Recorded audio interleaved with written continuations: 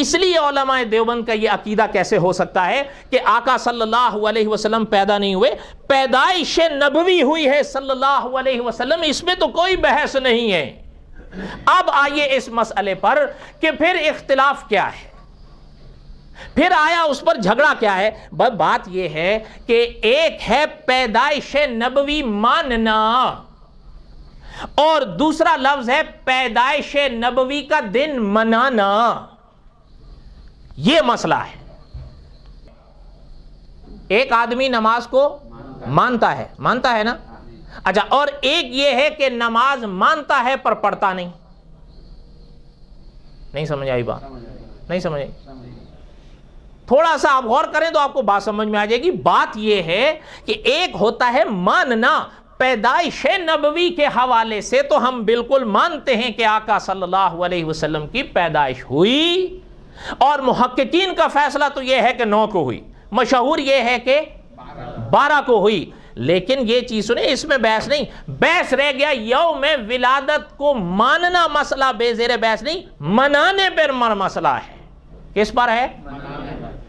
اب سنیں، اب ہمارے علماء نے دیکھیں، میں نے نماز کی مثال اس لیے دی، کبھی اگر ہمارے اکابر نے فرض نماز کی انکار کیا ہے، سنتوں کا انکار کیا ہے، واجبات کا انکار کیا ہے، دعائے قنوت کا انکار کیا ہے، یا وضو میں جو مستحبات ہیں ان تک کا انکار کیا ہے؟ نہیں کیا ہے۔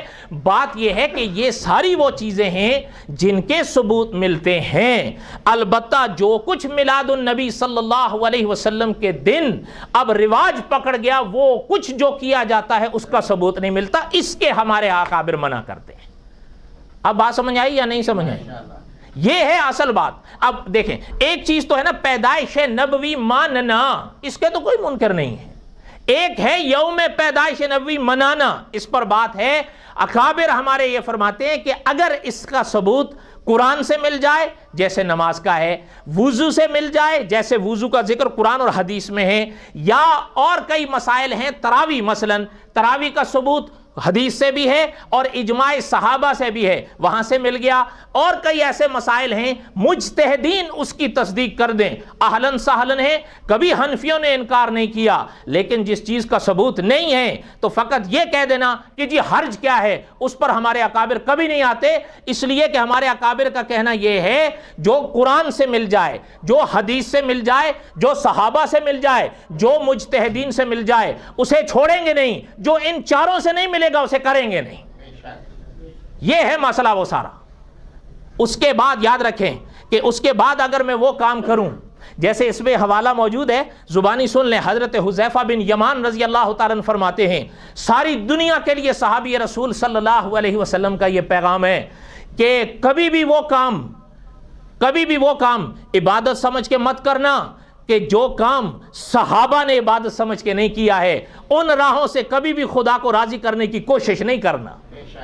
اگر صحابہ سے مل جائے اہلاً سہلاً ہے، لیکن جب صحابہ سے نہ ملے، دیکھیں یہ چیز ہوتی ہے اپنا، جیسے میں نے ابھی کہا نا کہ ترمذی شریف کا جو حوالہ ہے، آپ پیدائش نبوی پہ کہاں جھگڑا ہے، یوم ولادت منانے پر مسئلہ ہے، خلط ملط نہ کرو بات کو۔